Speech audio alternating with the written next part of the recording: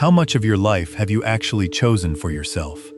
Stop for a second before you answer, because the honest answer hurts more than you'd expect. Think about the degree you studied, the job you hold right now, the partner you chose, the city you live in, the way you speak when you're surrounded by people who are silently judging you. Now ask yourself, hand on your chest, how many of those decisions were born from your own desire, and how many were born from the fear of disappointing someone? A father, a mother, a teacher who once said a sentence that stuck with you forever, an entire society that rewards certain paths and punishes all the others with silence.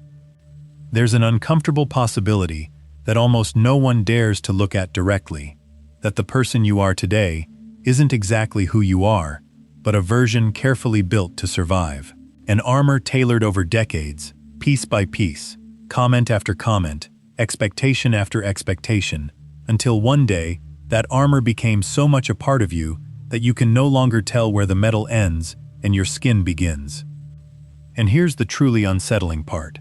There's a moment in life, usually somewhere between 35 and 50 years old, when that armor starts to weigh on you. It starts to chafe. It starts to hurt in places that never hurt before. People who seem to have it all figured out, with stable careers, families raised, houses paid off, and a flawless image on the outside, wake up one ordinary morning with a question that paralyzes them inside while they keep smiling on the outside. Is this really my life? Or is it the life other people built, using my body as the tool? Stay until the end, because I'm going to show you why this crisis happens, what deep psychological mechanism produces it, why most people experience it as a tragedy when it could actually be the most honest beginning of their existence, and above all, how to start moving through it without tearing down everything you've built so far. This isn't going to be an empty self-help talk full of pretty phrases to repeat in front of a mirror. We're going into serious psychological territory, drawing on one of the deepest minds to ever study human identity. And we're going to take our time, because this subject doesn't deserve to be rushed. Let's start with something you may never have had explained to you quite this way. When you're born, you don't come with a manual of who you are. You come with a temperament, some seeds, an enormous capacity to become many different versions of yourself. And then the world arrives. Your parents arrive with their own fears and their own unresolved wounds, and they begin, almost always without bad intentions, to shape you according to what they understand to be correct, safe, or acceptable. School arrives, with its rules of behavior that reward obedience over curiosity. Friends arrive, with their silent codes about what can be said and what's better left unsaid if you don't want to be left out of the group. And later, an entire society arrives, with its very specific idea of success.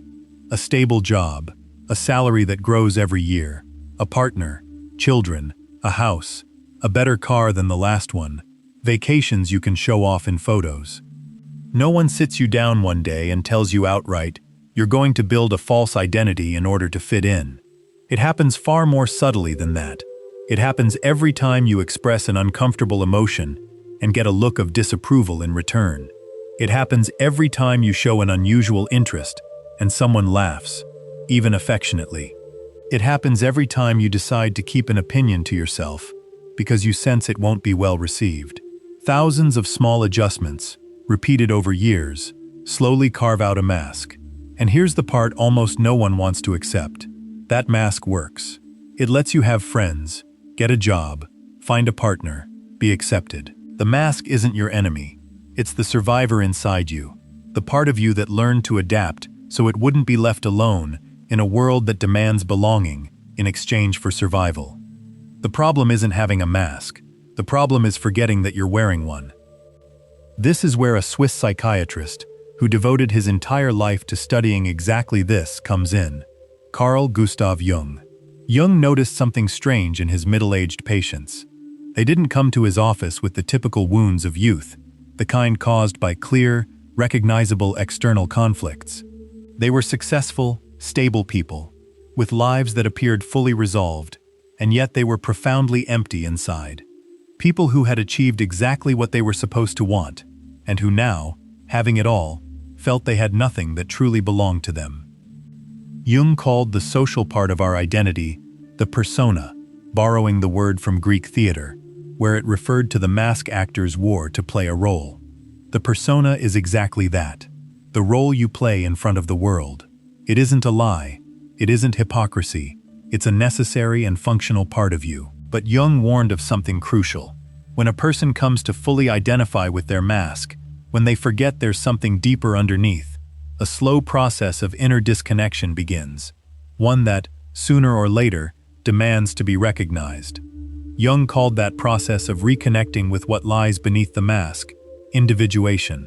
And he didn't describe it as comfortable, he described it as a descent, a kind of journey into parts of oneself that had been ignored for years, avoided, even actively repressed, because at some point they had been dangerous for social survival. Think about this for a moment. Imagine that as a child you loved to draw, but an important adult in your life, without any malice, once mentioned that drawing wouldn't pay the bills, and that you should focus on something serious. You might not even consciously remember that sentence, but the part of you that loved to draw didn't disappear, it just went into hiding. Jung would say it was pushed into what he called the shadow, the set of traits, desires, and capacities we reject in ourselves, because at some point, we learned they weren't welcome. The shadow doesn't only contain dark or negative things, as is so often oversimplified. It also contains talents, passions, and truths that were discarded simply because they didn't fit the character you were building. And here's the unsettling part. The more rigid and polished your mask becomes over the years, the bigger your shadow grows, because everything the mask can't hold has to go somewhere. And one day, usually around the midpoint of life, the shadow starts knocking on the door from the inside. It shows up differently for different people. Sometimes it appears as a vague dissatisfaction that's hard to put into words, that sense of something's missing, even when everything looks fine on paper. Sometimes it appears as an odd irritability toward your own routine, as if the body were starting to reject a life the mind keeps defending out of habit. Sometimes it appears as a sudden pull toward activities, people, or ways of life that are completely opposite to what you've upheld for years, and that are disorienting even to the person experiencing them. And sometimes, in the deepest cases, it appears as an open crisis, an unexpected divorce, a radical career change, an urgent need to break with everything that's been built, which looks like self-destruction from the outside, and feels, from the inside, like the first act of genuine freedom in a long time. Popular culture named this phenomenon the midlife crisis, and reduced it, almost every time, to a shallow cliché: a sports car, a relationship with someone much younger, an impulsive decision regretted later on. But reducing it to that is to understand absolutely nothing about what's actually happening underneath. What's really going on is far deeper and far more deserving of respect. It's the moment when the psyche demands to be heard after years of forced silence. Now, I want to pause here, because there's something fundamental you need to understand before we go any further. This crisis doesn't happen because you did something wrong. It isn't a punishment. It isn't a sign that you failed at building your life. It is, paradoxically, proof that you did quite well during the first half of your existence. You built a solid, functional structure, capable of holding you up in the world. And now that same structure, precisely because it succeeded at its job, is starting to feel too small. Not because it's broken, but because you grew inside it until you filled it completely.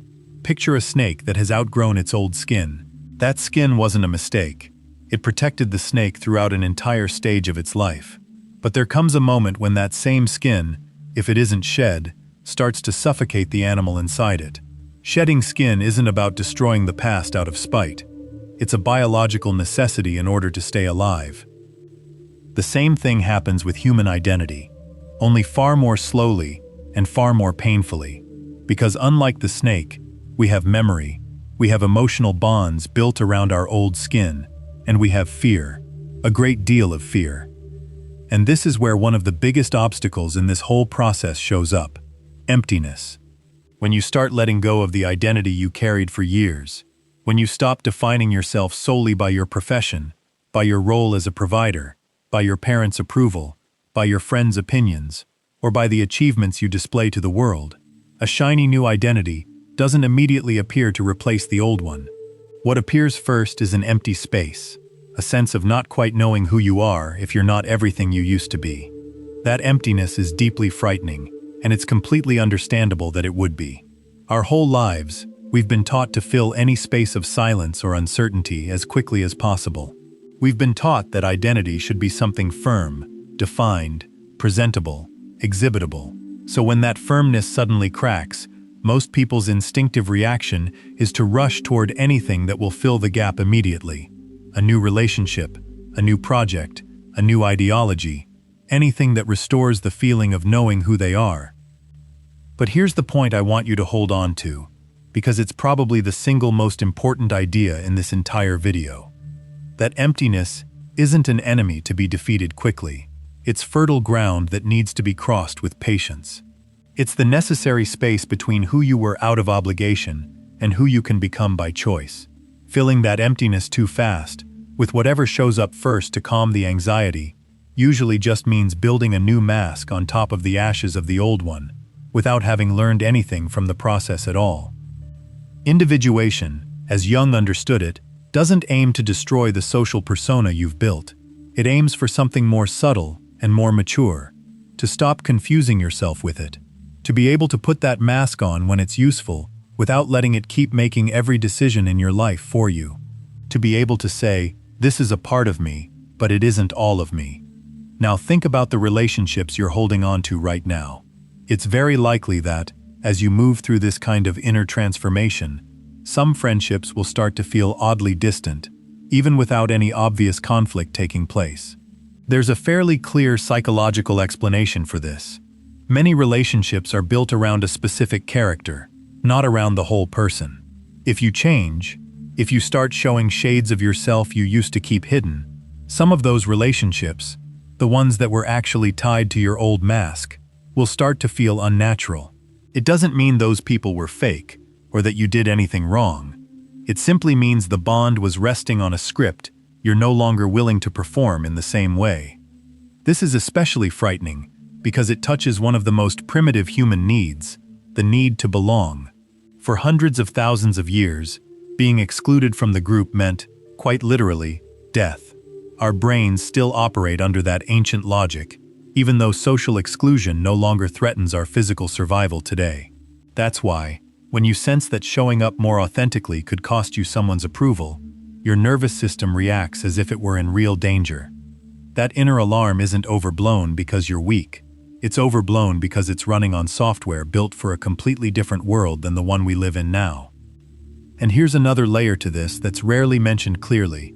Choosing for yourself also means giving up a quiet privilege your old life used to offer. The privilege of being able to blame others for your decisions. As long as you're following the path others laid out for you, there's always a kind of emotional alibi available. If something goes wrong, you can think, this is what was expected of me. This is what I was supposed to do. I had no other choice. But the moment you start choosing consciously and authentically, that alibi disappears completely. If you make a mistake, it's your mistake, made with your own judgment, with no one else to point to. That creates a deep fear, often more intense than the fear of failure itself, the fear of taking on full responsibility for your own existence. This is exactly why so many people, unconsciously, choose to stay trapped in lives that no longer represent them. Not because they're incapable of change, but because the psychological cost of fully owning their own life feels, for a long time, more terrifying than the quiet discomfort of staying put. Now I want to ask you a question you've probably never framed this clearly before. If all outside opinions vanished tomorrow, if no one else in the world could ever find out about your choices, would you still choose the life you're living right now? Would you choose the same job, the same routines, the same way of dressing, of speaking, of spending your weekends? If your immediate answer comes with discomfort, if you notice an inner resistance to imagining that question with total honesty, that's a very valuable clue about how much of your current identity truly belongs to you, and how much belongs to an invisible audience you've spent years trying to please. Don't feel bad if that answer makes you uncomfortable. Every single one of us, without exception, experiences this to some degree. We live surrounded by social mirrors all the time, and it's nearly impossible to build an identity completely free of that influence. Individuation doesn't aim for some impossible purity. It doesn't ask you to stop caring what others think altogether. It aims for something more realistic, that you stop letting that outside influence be the main force steering your life. I want to walk you through how this process tends to unfold in practice, because understanding it can spare you a great deal of unnecessary suffering. Individuation doesn't happen overnight, nor does it happen in a straight line, as if it were an ordered checklist you complete and then you're done for good. It happens in a spiral. You circle back to the same questions again and again, but each time from a slightly deeper, slightly more conscious place than before. The first phase is usually disillusionment. It's the moment when things that used to satisfy you start to feel hollow. A promotion that would have thrilled you a few years ago barely moves you now. A social routine you used to enjoy now feels exhausting instead of comforting. This disillusionment doesn't mean those things lost their objective value. It means you're no longer quite the same person who chose them in the first place. The second phase is usually active questioning. You start asking yourself questions you used to carefully avoid. Why did I choose this profession? Would I have chosen the same thing if no one else had had an opinion? Which parts of my current personality did I actually build myself? And which parts did I adopt just to fit in? This phase can be intellectually stimulating, but also deeply unsettling, because you start to notice cracks in a structure you'd always assumed was completely solid. The third phase, the one almost everyone fears most, is the emptiness we talked about earlier. It's the moment when the old certainties no longer convince you, but the new ones haven't finished forming yet. It's an inner no man's land, uncomfortable, silent, in which many people feel they're losing control entirely. It's essential to understand that this phase, however unpleasant, is absolutely necessary. There's no genuine reconstruction without a prior period of dismantling. No new house gets built on the exact foundations of the old one without first clearing away the rubble. The fourth phase is conscious reconstruction. Little by little, far more slowly than anyone would like, new certainties start to appear. This time, chosen with greater awareness. This isn't about arriving at a final, unchangeable identity, because according to Jung's own view, that never fully happens. It's about learning to build in a more flexible way, more honest with yourself, more capable of continuing to change without feeling that every change is a betrayal of who you used to be. And here's something that tends to surprise a lot of people the first time they hear it. Jung maintained that individuation doesn't really have an endpoint. There's no day when you can say, I've finished individuating.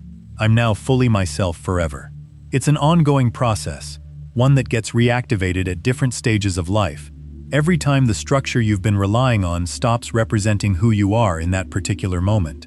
It can happen at 40, since that tends to be the most common age, but it can also happen earlier or later, depending on each person's own history.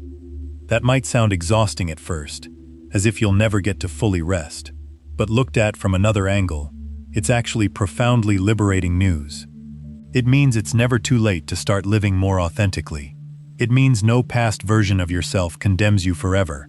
It means that as long as you're still breathing, you still have the chance to rewrite, even if only partially, the story you're living. Now I want to bring all of this down to much more practical ground, because understanding the theory without any concrete application is worth very little. The first thing you can start doing, from today, is paying special attention to moments of disproportionate irritation in your everyday life. When something bothers you far more than the situation objectively warrants, that's usually where valuable information about some repressed part of you is hiding. Jung used to say that what irritates us most in others often reflects something we've rejected in ourselves. If someone else's freedom deeply bothers you, maybe it's because you yourself haven't allowed yourself that same freedom in years. The second is to start observing, with curiosity and without judging yourself, when you act out of genuine desire and when you act purely out of silent obligation. You don't need to change anything all at once. It's enough to start noticing it. Awareness alone begins to slowly shift the pattern, because it stops being an invisible automatic reaction and becomes an observed choice. The third is to allow yourself, even in small controlled doses, to explore the parts of yourself that were set aside years ago. If you loved writing as a teenager and abandoned it completely, try writing a few lines, even if no one ever reads them. If you once dreamed of learning something you later decided was impractical, give yourself permission to approach it, even modestly. This isn't about overhauling your entire life at once. It's about starting to safely and gradually reintegrate small fragments of your shadow. The fourth, and this one is especially important, is learning to tolerate the discomfort of emptiness without filling it impulsively. When you feel that sense of not quite knowing who you are, resist the urge to rush towards some hastily manufactured new certainty. Sit with the uncertainty for a while. Ask yourself what feelings show up there, without needing to resolve them right away. The ability to sit with not knowing, without panicking, is one of the most valuable psychological skills you can develop in your entire life. The fifth is to honestly review the bonds you currently hold. Not to impulsively break relationships, but to ask yourself which ones let you show up as your full self, and which ones require you to keep playing a specific role in order to hold together. Not every relationship needs to change in the same way, but it's worth identifying which ones are helping you grow and which ones are keeping you locked into an old version of yourself. And the sixth, perhaps the hardest of all, is learning to take full responsibility for your own decisions, without constantly seeking refuge in outside approval. This doesn't mean you stop listening to the people you love, or become indifferent to their opinions. It means that, at the end of the reflection process, the final decision is yours, made with full awareness that you're the one who will have to live with its consequences. I want to pause for a moment on something that tends to cause a lot of confusion. Individuating doesn't mean becoming selfish, or cutting off all your responsibilities, or abruptly abandoning the people who depend on you. It would be a serious mistake to treat this process as an excuse to hurt others in the name of authenticity. Properly understood, individuation doesn't distance you from the capacity to love and care for others. It deepens it, because you can only offer a genuine connection to someone else to the extent that you're connected to yourself. No one can keep giving from an empty place for too long without ending up exhausted and resentful. In fact, many people discover, after going through this transformation, that their most important relationships improve significantly, not because they radically changed how they behave toward others, but because they stopped relating out of fear of being abandoned and started relating from a more stable place within themselves. When you no longer desperately need other people's approval to feel worthy, your relationships stop carrying that invisible tension that so often creates unnecessary conflict. Now, there's a question you might be asking yourself right now, and it deserves an honest answer. Why should I go through this whole uncomfortable process if my current life, though not perfect, is working reasonably well? It's a fair question, and the answer isn't simple or universal. Some people, in fact, choose to postpone this process for their entire lives and manage to maintain a certain outward stability at the cost of a quiet inner disconnection they never fully resolve. There's no universal law forcing anyone to individuate. But the clinical experience Jung documented over decades, and that so many therapists after him have continued to observe, points to something fairly consistent. That inner disconnection tends to surface one way or another, sooner or later, even when people try to ignore it. It can show up as anxiety with no apparent cause. It can show up as a chronic sense of dissatisfaction that no external achievement manages to soothe for long. It can show up as physical symptoms that are hard to explain medically. It can show up, in the most extreme cases, as a sudden, uncontrolled crisis, instead of a conscious, gradual transformation. In other words, the psyche seems to demand, sooner or later, to be recognized in its entirety. The real choice you have isn't between going through this process or avoiding it altogether. It's between going through it consciously, with some degree of direction and care, or letting it erupt in an uncontrolled way, at the worst possible moment, with the hardest consequences to manage. I want to share one last reflection with you before we finish, because I think it captures the heart of everything we've talked about. For much of your life, you've probably measured your own worth by how well you met what others expected of you. Good grades, a good job, a pleasant image, an orderly, presentable life. And maybe you achieved it, to some degree.